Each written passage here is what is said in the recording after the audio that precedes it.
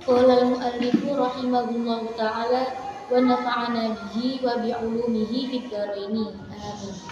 Bismillahirrahmanirrahim. Faslun fi arkanis sholati. Fasal menjelaskan tentang rukun-rukun sholat. Di dalam sholat itu terdapat syarat dan juga terdapat rukun.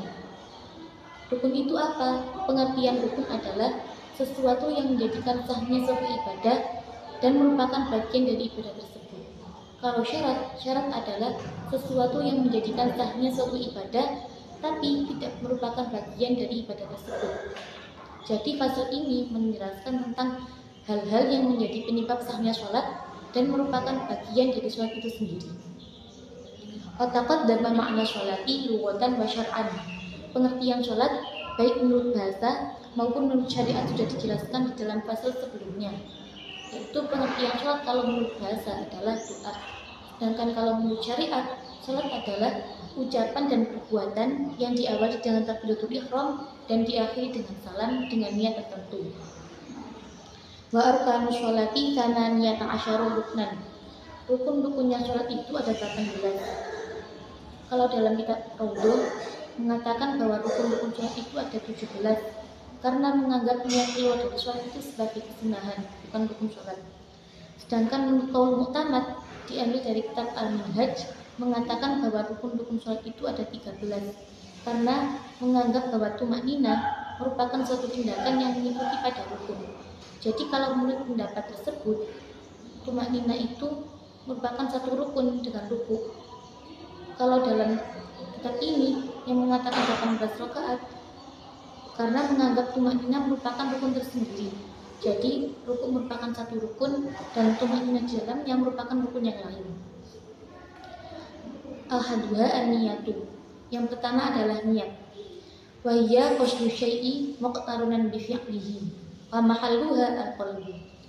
Niat adalah bersengaja pada sesuatu yang bersamaan dengan perbuatannya. Sedangkan tempatnya niat itu di dalam hati. Jadi jika seseorang hanya niat dengan lisannya saja tanpa dengan hatinya, maka tidak sah sholatnya. Karena hakikatnya niat itu dilakukan di dalam hati. Tapi dianjurkannya niat dengan lisan karena mengandung beberapa kemanfaatan. Yang pertama mendapat kesunahan, yang kedua untuk menguatkan niat yang kita lakukan di dalam hati.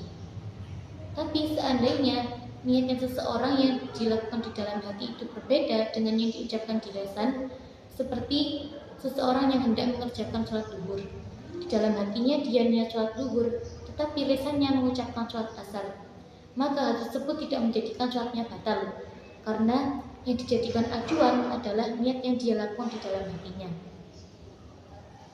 Fa in kanati sholatu fardhon wajaban niyatul fardiyati wa qasdu fi'liha wa ta'inuha min subhin aw dhuhrin mathalan. Maka jika sholat yang dia lakukan itu berupa sholat fardu, maka di dalam niatnya wajib adanya 3 perkara. Yang pertama, niat melakukan sholat fardu. Yang kedua, bersengaja melakukannya. Dan yang ketiga, menentukan sholatnya apa, seperti subuh atau zuhur misalnya. Jadi pelafazan niat yang benar seperti usolli fardhu dhuhri arba'a raka'atin mustaqbilal qiblati lillahi ta'ala. Usolli merupakan qasdu fi'liyahnya, fardhu merupakan niatul fardiyahnya, dan rakaat al-dhuhri merupakan pentaklinannya. Adapun menyebut lillahi ta'ala itu tidak diwajibkan, akan tetapi hukumnya sunnah karena untuk menyatakan keikhlasan kita dalam beribadah kepada Allah. Begitu pula disunatkan menyebut lafaz mustaqbil kiblati dan jumlah rakaat sholatnya.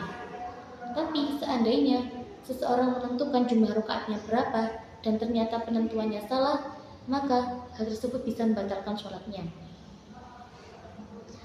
Wa in kanati sholat au kanati sholatu naflan zata waqtin karotibatin au zata sababin kal istisqai wajaba qasdu fi'liha wa ta'inuhu la niyatun nafliyati. Atau jika sholat itu berupa sholat sunnah yang memiliki waktu seperti sholat rawatib atau sholat yang memiliki sebab seperti sholat istisqa, maka wajib adanya 2 perkara saja, yaitu bersengaja melakukannya dengan menyebut lafaz usolli dan menentukan sholatnya apa, seperti sholat duha atau sholat tahajud dan lain-lainnya. Tetapi tidak wajib menyebutkan niat kesunahan di dalam sholat sunnah, Jadi cukup dengan niat seperti ini. Usolli sholat duha rakaataini mustaqbilal qiblati lillahi ta'ala. Jadi ada cukup. Wasani al-qiyamu ma'al qudrati alaihi. Yang kedua, berdiri bagi yang mampu. Fa in ajaza 'anil qiyami wa ada kaifa syaa. Tapi jika seseorang tidak mampu berdiri di dalam sholat, maka dia boleh duduk semaunya, asalkan bukan duduk syaitan, yaitu dengan menempelkan kedua pantatnya kepada bumi seraya menegakkan kedua betisnya dan menempelkan kedua telapak tangan pada bumi. Duduk yang diperbolehkan sebagai pengganti dari berdiri di dalam sholat diantaranya duduk tawarruk, duduk iftirash, duduk murabbah, duduk di atas kursi, dan duduk dengan menggelar kedua kaki. Wa qu'uduhu muftarishan afdalu. Adapun duduk yang lebih utama adalah duduk iftirash.